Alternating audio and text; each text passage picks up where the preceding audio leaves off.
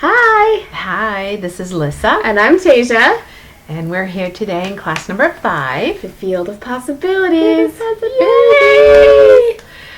So just to summarize, so far with class 1, we've talked about expanding through your curiosity to open the umbrella of your mind and start to loosen up the fixedness of the jello in your life. Warm it up, stir the pot, melt things, reconfigure them. Consider things you haven't considered before. That's right. Not be so connected and so committed to your disbelief. Yep. Yeah, or to take the pole of your beliefs, the stake in the ground that we have in our lives, or the pole of the umbrella, and to open up your mind and to all possibilities and perceptions. Let yourself be curious. Even just be curious about how you form those perceptions. Mm-hmm. Yeah. In class 2, we summarized energetic integrity. The thoughts of how you exchange with other people, what your energy is doing, how aligned you are with what you say you're aligned to, if you're hiding things, or if you've got things stuffed in the closet, including your entire self or parts of yourself you want to discard. Mm-hmm. We talked about how you have to be responsible for all of it because the universe does not distinguish between what you are saying is true and it knows the whole truth. It just looks at all of it. Like, it's not just going to pick and choose according to what you pick and choose. It takes the whole field of who you are, and we're going to talk about that a little bit more today. What else did we talk about in 2? Am I missing anything? Let's see. I don't know, just energetic integrity and the importance of that. Yeah. Yeah. Not having to save people. Yes, yeah. That our true power comes from aligning ourselves and then resonating that outward. Right. Mm-hmm. Yep. Source energy. So. We're all connected to it. We can all plug in directly to source. We don't have to be plugged into each other. And plugged into being grounded here on the divine nature. Oh, yeah, right. Because the circuits go both ways. Yeah. So you have to be connected on the negative and the positive, or whatever, how that works. And that led us into class number 3, where we talked about the importance of composting and taking things that no longer serve us and being responsible in how we reuse and recycle. Right. Mm-hmm. Yeah. How in life we go through the natural process of letting go, that things come and they go. That's the cyclical nature of life. And how to do that in a way that's not just ignoring it, right? Right. And then 4... we talked about the balancing between shadow and light. It had to do with kind of, again, going into week 2 or class 2, where it was about integrating both the light and what you consider your dark. What else would we go over? Let's see. So much information in all of this. Well, before we get into talking about the field of possibilities, I wanted to just make clear the idea of clearing versus dumping. And before you do that, I do want to talk a little bit more about the field of our energy, because it's just to kind of give you an idea. With some of the things, with 4 we talked about the field of who we are, sovereignty, playing in a field where consideration and cooperation with others, but being self-sufficient within that. And it was really a lot about bringing balance, connecting heaven and earth, the body diva and the ego. Right? Yeah, balancing side by side in the same realm, the chips and the salsa, and then balancing vertical, heaven and earth. Heaven and earth, the spirit in the body deva. Yes. Yeah, that's what it was, and putting them together in as equal partners. Yes. And we talked about the Addams family. Yeah. Right, and the house. Their crazy house. That even though our body is not a house, it's the metaphor of we have a lot of different parts of ourselves living together inside the being that is each of us as a human. So I do want to go a little bit more into that, so we can go into the field of possibility, but before we go in the field, so it's a 3-step process. So if you look at yourself as the entire house and the people in it, the inhabitants of the house, that's the field of you. You have your own energetic field. You've got your complete system of your own inputs. And when you believe something and you believe it's true, you sign it off in your energy.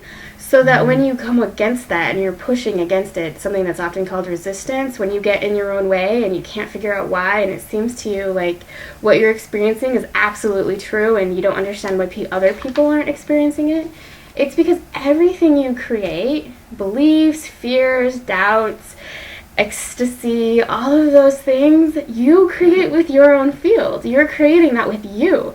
So it has your signature on it. It's like signing a check if you live in a day when checks were actually something people used. So when you're energetically creating something and it doesn't seem to move, it's because you're underwriting what is in your life. You are your energy. Your energy flourishes and flutters out in everything you say, everything you touch. And it's nothing to be afraid of, right? No, that's the importance of why you need to know what's hanging out in your house, what's in your closets, what's in the corners of your being. Yeah, what you're enforcing. Like, even if you're not consciously doing it, it still happens. You don't have to be conscious of something for it to be taking hold and ruining or flourishing in your life. That's what self-sabotage is. And we all have the capacity to self-sabotage. And underneath self-sabotage is often love. It comes from a place of wanting to protect ourselves, wanting to make sure we're safe, or because we're ignoring parts of ourselves and it's like, bring myself into whole alignment. I want integration. So it's really important to realize that you have more than just your body, more than just whatever animates you, whether you call it spirit or soul or neurons. There's a lot more to you. And you have an entire field that flutters out around you, and you emanate. And everything that you emanate resonates with you. It's your vibration. So with that, Lissa's going to talk about the difference between dumping and clearing again, because it's so important to the alchemical process. So we covered a bit of that in the composting class, of the importance of dumping is when people just get used to, they have something that they don't want anymore, they're afraid of it, they try to get rid of it, and they just throw it somewhere and hope that they never see it again. They don't want to see it again, look at it again, they don't want to smell it again, taste it, they just don't want it.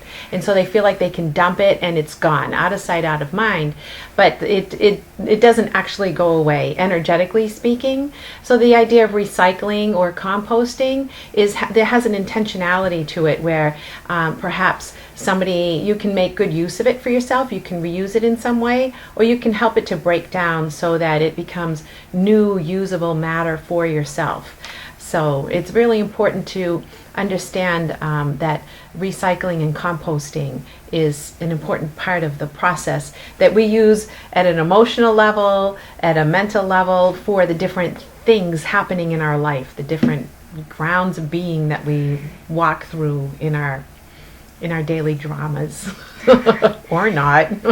And one of the things that you talked about was dumping something over the fence. I really like this analogy. Right. Yeah. Well, that was going to come later in the the field of possibility. Yes. I see. So that will lead into this. It's super exciting. It's when I talk about the field of possibility, I'll talk about that. That's pretty fun. I'm just so excited about it. I know. A little earnest. It's a good one. We don't want to forget about it. Thank you for reminding me.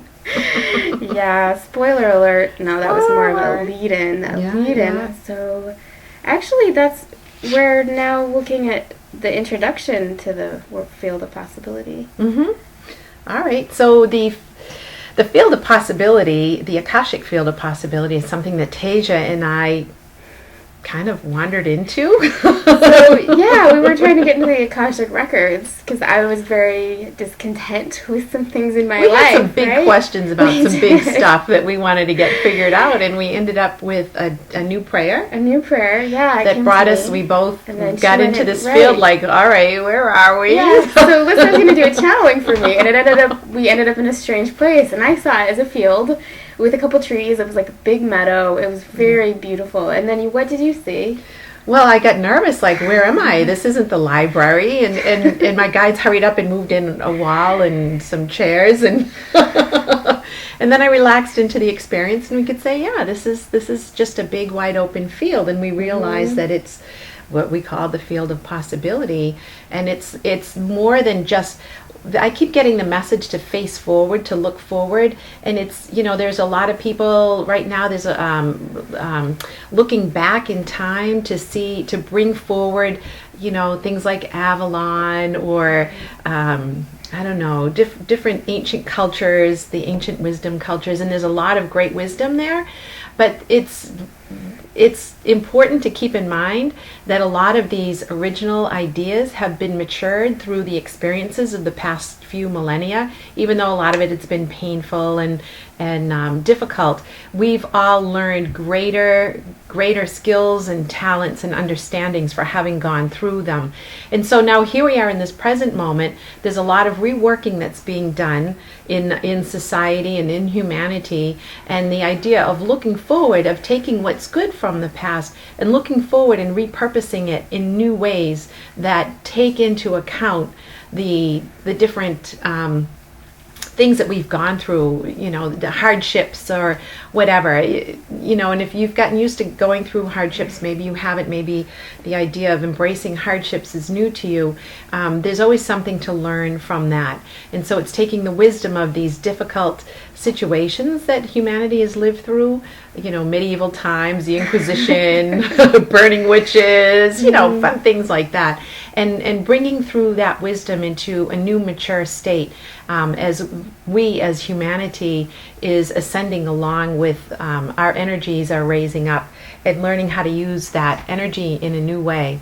So does that make sense? I think so, yeah. So I do just kind of want to backtrack and add some context. So when I say that we were seeing ourselves, so we talked about the field of possibilities. Mm-hmm. So I'm going to go with what she said, and just add, because I like to add. I'm going to do some garnishments. So when we say see, it's not like a projection on the wall. It's like in my mind's eye is how I see. And I think that we all have some sense of, and you see similar to that, right? Like it's not like you see it like in the physical world, like it's in your mind's eye. Yeah, in my, I don't know, an active imagination. Yeah, that's how I see too. And I know that when we see, that's what we're saying. So it's not some mystical. And I think that all of us have the ability to see in different ways. And I've talked to people that do have, gifts of seeing. And I think people can get really hung up on what it looks like. Well, you see that and I can't see like that. But we all are too, it's like an imagination. Yeah. It's like, for me, a lot of times it's imagining something that I know I didn't imagine. And it's so funny to discount it. It's funny to think of discounting it because it's simply an imagination. Like imagination is a bad thing, but it's actually, I don't know, daydreaming. There's a power to daydreaming. It goes into the whole idea that we went over earlier with the house. Right. So if you imagine something, it's a construct of your house. Mm-hmm. It's a character in your Addams Family cast. So it's, if you put something in something you imagine and you're putting it in your house structure, it will show up in your world in one way or another because it's part of your emanating field of energy, right? Yeah. That's one of the key components of shamanic studies. I've done some shamanic journeying with a wonderful teacher, and Ellen. I can, if anybody wants to know about that, I can get that for you. But so the idea that what's in your field of imagination, in your garden, in your soul. Some people consider it in your heart, but so if it's in your mind, it's in your field, especially if you think about it long and hard. Or even if you feel something. If you feel something intensely, it doesn't have to be very long, because your feelings are incredibly, and that's one of the law of attraction laws. The more you feel, the more it's, and so if you feel a lot of negative emotions, and those things are out there and you're not composting them, the good thing with composting is it's a way of composting your heavy, hefty, duty, thick, dense emotions.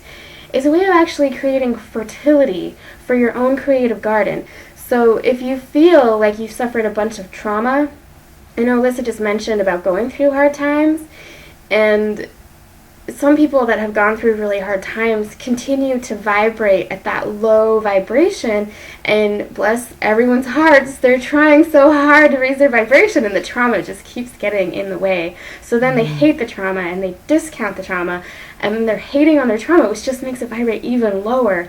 And then they may be ascending in their thinking, their hearts may be expanding, their minds may be opening up, and what they're doing is they're creating a polarity where there's a great discord between the highest vibration and the lowest vibration. But the lowest vibration is going to continue to get in the way because it wants to be healed. It wants to be raised too. All of you wants to be with all of you. So if some part of you is being pushed off or like shoved to the side, it's going to try to get your attention. And the composting is so important because it's a way for the parts that are decaying and dying to be shed off in a way where they can be broken down and reassimilated as nutrition for your soul, so that those lower vibrations can be basically shed and recreated, reintegrated, and they can raise, the vibrations of those can raise in intervals, so that you're not creating this huge disparity between highly vibrant and really low traumatic repetitive strain. And that's part of the process of why we're doing this. And which brings us back into the field of possibility, where we have this lovely fresh soil from composting Which that we is saw. available. Yeah. Which is available now for planting seeds of new things in our field of possibility. And so all of that prepares our field. And one of the things that we were The dumping and clearing would go here, I think. Dumping and clearing. Yeah, the difference. Yeah, and it's funny. One of the images that I had when we were in the Akashic realm, thinking about this, I was shown the image of setting up people. We will, and this is one of the things we'll be working with people for, creating a garden in their field of possibility with what kinds of things they want to be having growing there, a comfortable place they can go visit. Perhaps they have a little table and chairs, just like in a classic formal garden, or maybe it's, Adirondack chairs or something. But there's some kind of fence around it, because the field of possibility is limitless. And so creating a garden with a fence is a way to create a space for yourself that feels comfortable for you to work in. And so the idea of dumping, it was really funny because it was the image of people trying to dump things, like throw it over their fence, get rid of it, out of sight, out of mind. And people think it's gone because they've thrown it out of their garden, but it's actually still in their field of possibility.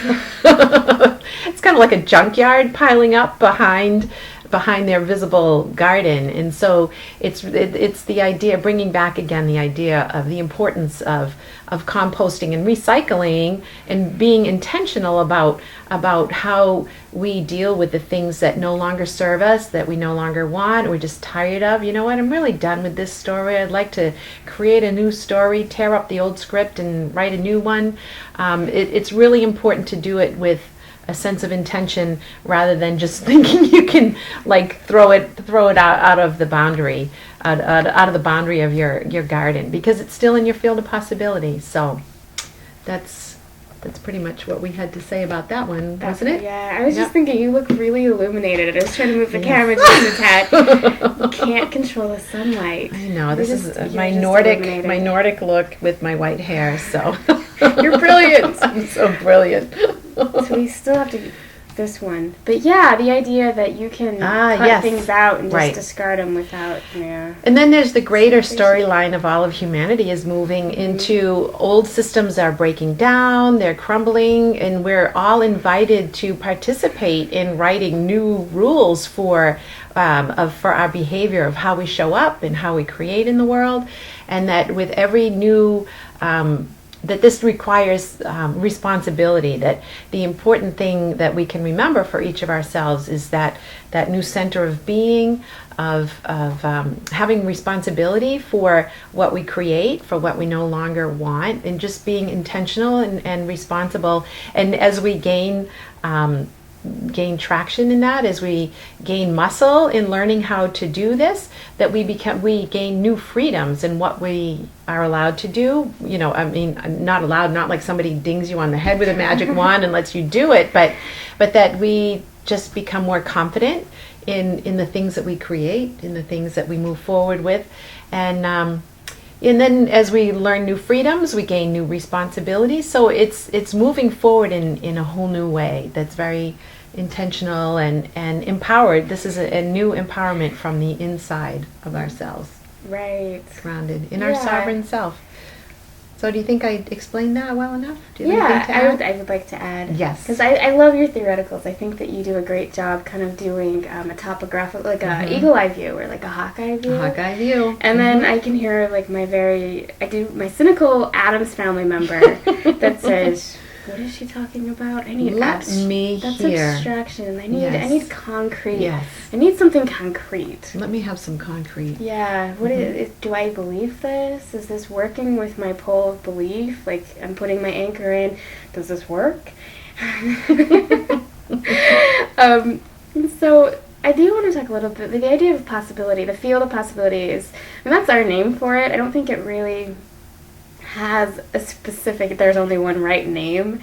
Right. You know, it's the idea of like what you create with the law of attraction. It's what you know, like when you put on a vision board, what is it you're trying to bring to you? Right. What do you want to magnetize to you? What do you love about what you already have? Because it's like the field of possibility. If you love something, if you have a house or a car that just fills you with joy, then you want to keep it. And so it's like appreciating and gratitude within the field of possibility. So it's not always like striving for more out there. It's not being addicted to consumerism. It's this idea of loving and appreciating and that you can feel in your heart. That resonates from here. That resonates. Yeah. The idea of collaborating and co-creating with the universe or whatever higher power you want to use, where you get to pick, where you get to be the Epicurean of your own delights. And things that delighted you once may not delight you again, and it's okay to let those go. It's okay to push out things that are no longer serving you. And so as an example for that concreteness, if you know, like you have a job that you were grateful for and that worked for you for a long time and it provided you benefits and the paycheck for what you wanted and you were so grateful for it, that's great. And maybe if you're feeling it's time to let it go and there's a guilt in you that you feel like you shouldn't want that because you've been so happy there for so long, the field of possibility is realizing that we're constantly managing and navigating through a world of contrast and duality to find what whole feels good for us at the moment. And it's just rearranging and playing. So it's okay if you have something like that or like a relationship that feels like it needs some restructuring, or a lifestyle that you want to upgrade or update. It could be a belief system. I mean, anything that you loved in the past, if you feel like it's outgrowing, you don't have to feel guilty about outgrowing. We don't stop growing when we're teenagers. So that's a concrete example of where the field of possibility, it's the place where what has been and what could be meet with you in the now to reformulate and restructure so that you can change the projection or the trajectory of where you're going. So it's the place where you realize you do want a new job, and you allow that feeling, and you allow that vibration, and you decompose the feelings of inadequacy, the feelings of guilt, the rotting, decaying, dead feeling of being small and not enough. And then as those break down, those become nutrition. It becomes, right, like what you cycle into the soul. And as that gets recycled, you will find your place in the perfect position. Maybe you'll go to a coffee shop and meet somebody and have a conversation, or you'll be online and you'll meet a friend halfway around the country, and you'll come hang out and talk for weeks and have something that just feels so valuable to you come out of it. And so that's the field of possibility. And one of the things with it that I really do want to address, so most of us are used to being somewhat like puppets, like Pinocchio. Like, I just want to be a real boy. I just want to be a real person. I want to be fully autonomous for my life, and not in a sense of cutting other people out, but just being able to be fully and solely, like self-actualization. The idea of being able to play out who I want to be to the fullest expression, right? So you were talking about the puppets. Do you want to talk a little bit about how the cutting and then... Well, it's the idea of building muscle, and that if you just imagine puppets on a string, if somebody just comes along and cuts the strings, the puppet's just going to fall. It's just going to like crumble to the ground in a heap. And so it's the idea of practicing these different things like composting our energies, our thoughts, and then working with the field of possibility to start bringing in a new reality to ourselves. And it's just the idea of building a muscle and being kind to ourselves, that this is a new way of looking at things. It's a new way of feeling things. It's a new way of doing things. And that the strings that we're cutting is could be seen as like all the different systems that we've been indoctrinated in. The idea that an authority outside of us is the one who knows best what we should be doing. And it's the idea of moving ourselves into an alignment with our own inner self, connected to the divine source in the divine earth, and finding that center of our being and moving out from ourselves as an authority, and giving ourselves time to improve our muscles so that things work a lot easier for us in that way. So did I explain that well? Yeah, I think you did a great job. Excellent. So like the idea of Pinocchio, I mean, if you've been a stick figure to somebody else's idea of what your reality should look like, and you have those cut, and you suddenly can become fully animated and fully integrated to who you want to be in the world, it's a little disorienting at first. Right. And a lot of people are getting their strings cut, and they're finding themselves falling in a heap, which is really sad. Well, and exciting. It can be very exciting, The point is not to be sad in a heap on the floor. How do we move up? Or you can be a heap on the floor for a while. That might be part of the process for you. Ow, that really hurt. Yeah. So there's like this game between it is a muscle, and one of the things to create space for is that if you feel like your strings are cut, as far as you're suddenly not a puppet, or your puppetry is being eliminated with or without your full conscious consent, it's time to start looking at where you need to be responsible. And if you've given away your power or your responsibility for your life, kind of like we talked in the class 2 and class 4, being fully integrated, going into the dark places, making friends with grandma who likes to cook with arsenic or cyanide. I can't remember which it is, like some poison. Cyanide, Was it cyanide? Yeah. Take your pick. Pick your poison. Pick your poison. Whatever poison works for your grandma. Your inner grandma. Your inner grandma. Hopefully not your real grandma. No, that wouldn't be good. No. This is all an internal world. Like, we're not talking about actual events that you need to go out and cause. Because if you deal with it inside of you, you can change your fate. But yeah, so subconsciously, if you're not taking full responsibility of what you're doing, those things are playing out in your field of possibility. They're out there playing golf with your balls. It's not great. Like, if you want something different, you've got to take responsibility and ownership. And it's confronting. It is the most confronting. It's like fighting with the world. Like, if you have someone you don't like fighting with, this experience can be like fighting with that person. And at the end of the day, your grandma gets to be your friend, and she's like baking you apple pie without anything in it. It's apples, but without the poison. Right. Yeah. Or maybe she's making bone broth to go back to class with the bones and the gelatin. Bone broth is good. If you're vegetarian or vegan, I apologize. No, I don't. I'm glad you have your beliefs. So it is what it is. Yeah. Well, just going back and forth. Yeah. So one of the ways, everything has a shift. It kind of goes like a T. Let's see if I can get both my hands on camera. Oh, I did. It goes like this. So it's a process. And our composting example is just one example. We wanted to put that out there as a visual so you can see what emotional decomposition looks like, what it looks like. The idea of working with it intentionally as well. Right. Because the universe can sometimes start composting you when you least expect it. And there's millions of processes out there. There's so many amazing people. Like, this information is popping up all over the place because it's needed. And there's so many processes. So, I mean, there's all kinds of gurus that have things that help do decomposition. So it's, mix and match tools. See what works for you. That's part of the integrity process. It's it's trying on different things, whether it's just to throw out some concrete examples instead of keeping it in abstraction. Maybe you do like the Toltec of, is that Miguel Ruiz who does that? The Four Agreements? Yeah. I think so. If that works for you, or there's coaches, there's all kinds of life coaches that have process, like what you did, the shamanic journeying with your friend Ellen. Mm-hmm.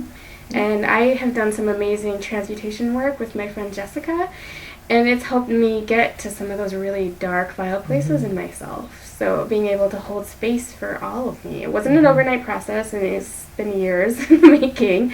Yeah. And it's step Decades. by step. It's like, woo! Right. So what happens is, you get, when you're in a pile of heap on the floor, as it's little steps, like you step into the field of possibility with a baby step, and then you learn something new, and then you step in with another baby step and you learn something new, and it's a back and forth process, so that you learn new. It's learning the ins and outs, the details, the nuances, learning what you like, what you don't like, what works for you, what doesn't work for you, your awareness, your lack of awareness. It's just going in with the contrast that this world holds, and fine-tuning and evolving. And as you evolve, the fine-tuning you did in the past may be outdated, so then you do more, and it's a continual upgrade. It's just like with all of the technology is out, you constantly have to upgrade your word, your whatever, it's like whatever level of word we're on, anything, and OSs, and your smartphone has to have updates every 3 days, and we're constantly updating our technology, and it's like the same thing's happening to us. So as we evolve, we need to update with that. And so it's this. Did you want to say something? Yeah, I did. I actually wanted the idea of being a heap on the floor. Sometimes people actually end up as a heap on the floor before they start wondering if there's a better way. Some people like this whole path of self-improvement and have kind of stayed with it. But some people, they have to wait till the entire system crashes before they'll go buy another computer. And then they think they can buy a used one, or, try to settle for less. But, it's... They might even try to take themselves out of the game. Right. And so it's the idea that don't be upset if you're in a heap on the floor, because that gives you an opportunity to choose differently. It actually can serve as a really nice reset, which doesn't sound really nice. Who wants to hear that when they're in such a crappy place, when they're on the floor? I've been a heap on the floor really hard. So many times. And when you were doing your 4-month cleanse, you were a heap on the couch for almost 4 months straight, right? Yeah. Well, toward the end especially, I just got brought right down. I was emptied out. Anyway. Yeah, and I've been like a crying puddle of screaming, heaping pain on the floor. And some of my favorite books, like Eat, Love, Pray, Elizabeth Gilbert, love her. She talks about how she was, that. But I know the author. She was a heaping mess on the floor, and that was one of the pivotal points in the book at the beginning. And she, it was an ongoing process. Like I think she was a heap on her floor in the bathroom many times. It's a painful process to break down. And on the other end, you get to recreate. So, I mean, there's a give and take. And it can be physical recreation, physical, emotional, mental, spiritual. It can be all at once. It can be, a little bit here, a little bit there.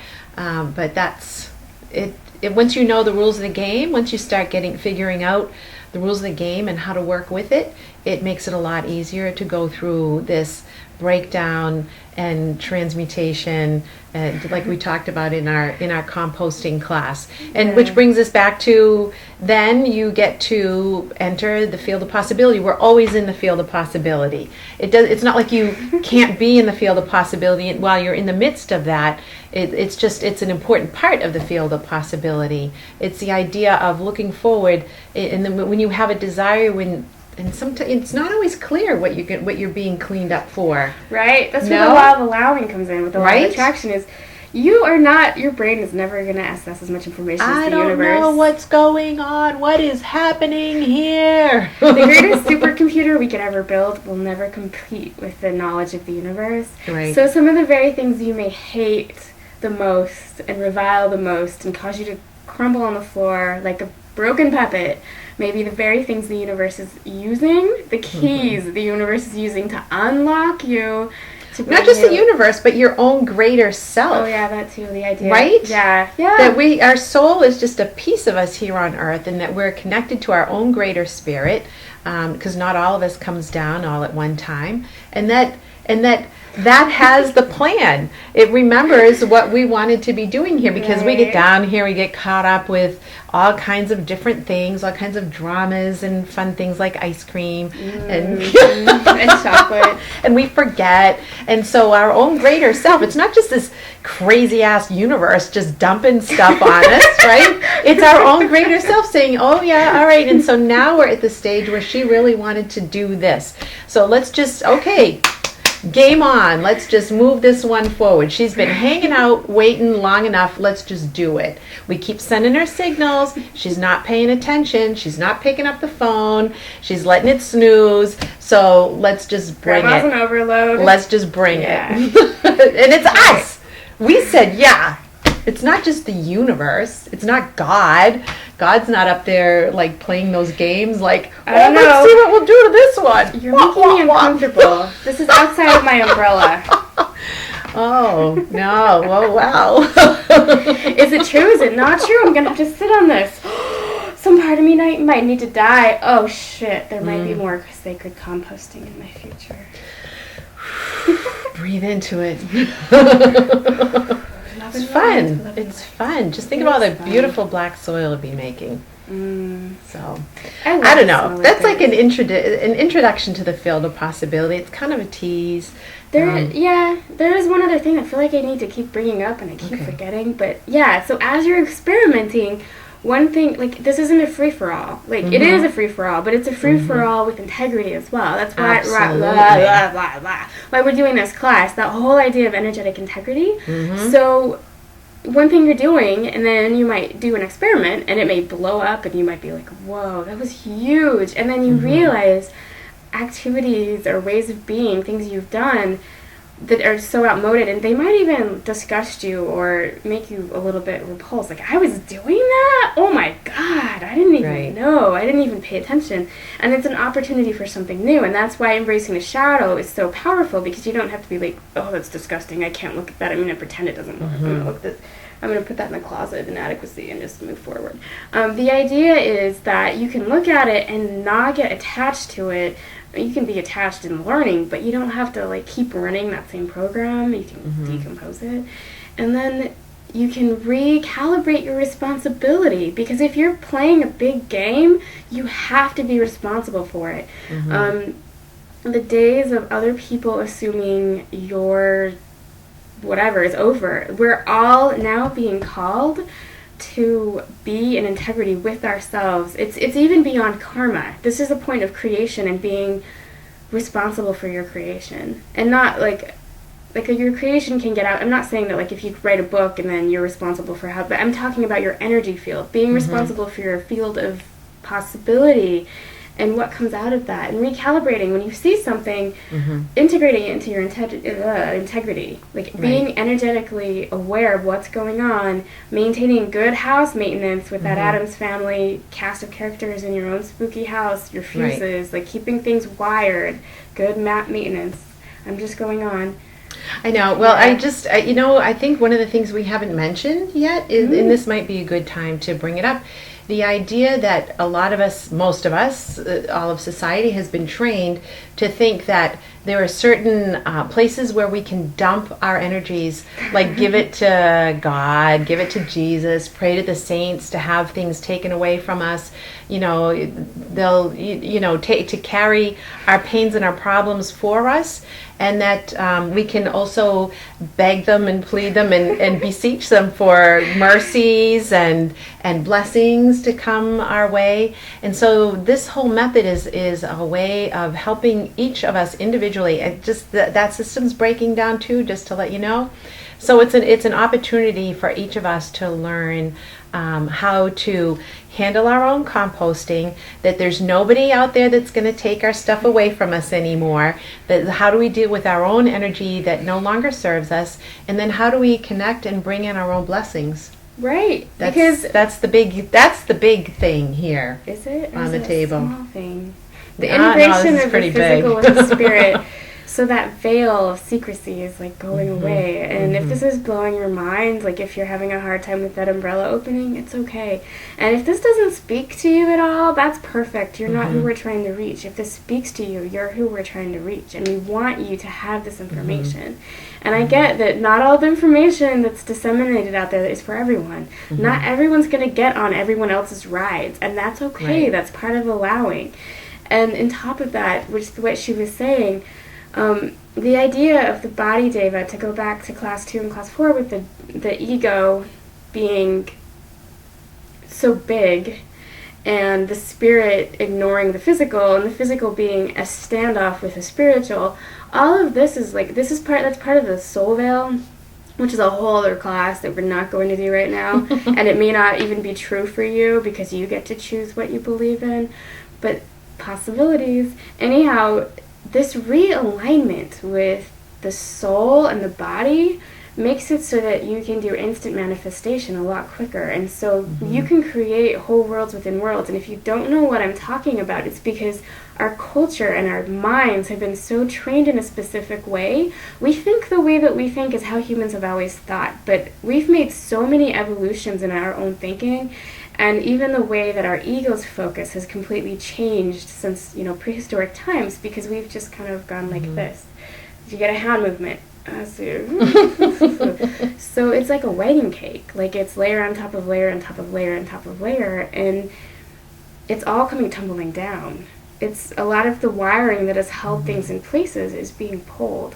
And if that doesn't sit with you, if you don't like that, if that possibility is gross to you, check in yourself and see if it's because you don't believe it or if it's because it's confronting and you're going to end up like a puppet on the floor. And if you're a puppet on the floor and you hate everything I'm saying, you either need to awaken to a greater truth, or this isn't for you, or somewhere in the middle. There's, it's important for you to sift through all the information that you get, that you feel drawn to. If you've sat through all of the classes, then there's something here that you're feeling. So I feel like we could go on, and we have so much information. We can be resources for people. At this moment, we're just getting out of our own way, as we mentioned in class. I don't know. One of them. All of them? I don't know. Part of this is our own alchemical process of coming out, because I don't really like to be seen. How do you feel about it? I'm really good at staying hidden.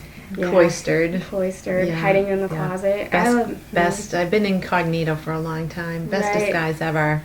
And I don't even know. So, but we've been having it's one thing to have these conversations with each other. It's so wonderful to find somebody to have this kind of conversation with.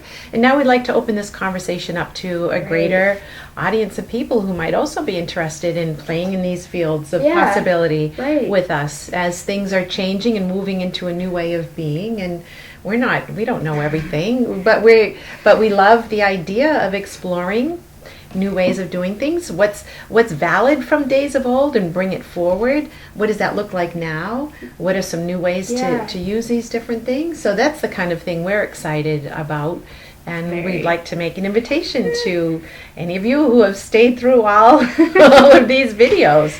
And we're not even sure what that looks like yet, because we're still working in our own field of possibility to create that. So I think that if this was a normal video, we'd be like, my website is blah, blah, blah. And maybe we'll update it so that's there. But as of right now, it's September 17th, 2016. Why do you keep saying it's September? I don't know. Did I do that again? It is June. It's June. It is June. September 17th. I'm going to write this down and find out what happens on that day. I don't even know. Like, I know it's June. It's obvious, like, the leaves haven't changed. No, we're finally getting summer here in New England. It's been like spring. It's been cold. It's been really cold. I don't know. Just whatever. It's cute. Anyhow, so we will make ourselves contactable or something. We're figuring at this point, just look below this video. Yeah, we might put it in comments. I think we can look at this uploaded to some YouTube, kind of right? link eventually. Maybe have an email address or something. Yeah, we'll start getting professional about it. Maybe. Yeah. But we're starting. Right. Woo! In June. It's and June we're being 17th. authentic. yeah, you get the lowdown as it's happening. Mm-hmm. And I think That's a hot word right now, authentic. Is that it? Alchemy, authentic. What else are good buzzwords? Love and light. I don't know. Love and Did light. we use love and light? Not in Yeah, positive. Not with love and hosing light. grandma down with love and light. I love love and light. I love love and light too. I also love dark and needing to be healed because it needs to be loved and healed. Yeah. Okay, I think we should wrap up. Yes. How do you want to wrap up? Do you want to say bye? We started with hello. We could end just with say goodbye. This Goodbye. is Lissa This saying is goodbye. Taiza. Bye. Thank you. Right, Take thanks for care. coming by. We look forward to talking with you more. Bye. Bye.